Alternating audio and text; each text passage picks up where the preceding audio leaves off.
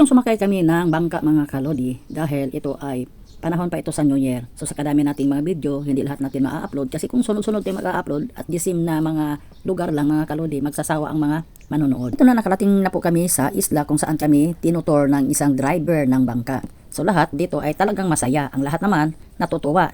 Dahil mangyayari lang to sa buhay natin, isang taon isang bisis. Siya po ang pangalawa mula sa akin. At ito na, walang taong hindi pwedeng sumaya dahil nga mga kalodi, madalang lang to sa buhay natin. At ito na pong pagkakataon ay enjoy po ang ating buhay.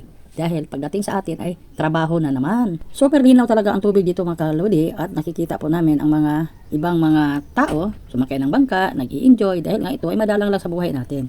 Kaya mga kalodi, kailangan sa atin ay wag lang puro trabaho, kailangan i-enjoy po ang ating sarili. At marami din kaming nakikita mga kalodi na sila po ay sumakay din ng mga bangka, nag-aarkila sila na katulad sa amin, nag-Loping Island sila dahil nga ang iba siguro taga Manila.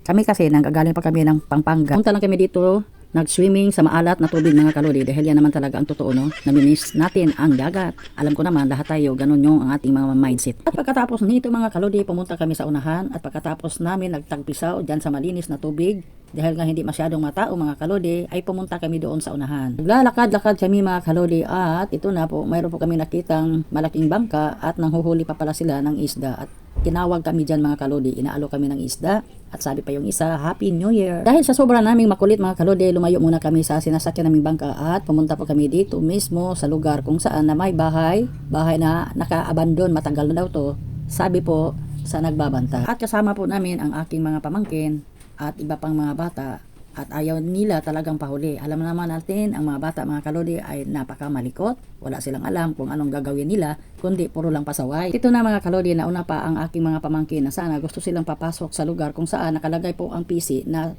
harang at bawal talaga daw na papasok doon kapag hindi taga roon. Kaya ang bilis ng pamangkin kong nakaakyat. Kaya tinawag talaga siya sa nakabantay mga kalodi kasi sabi nga niya, mayroon daw ibang pakiramdam nila kapag tuwing gabi. Mayroon silang napapansin na may nakatirang ibang tao na hindi nila nakikita. Kaya naka-stop kami dyan at pinagbabawal kaming papasok talaga doon mga kalodi. Kasi nga, minsan mayroon daw tinatawag nilang mga hayop na bigla lang. Alam naman natin kung ano yon, yung mga kubra.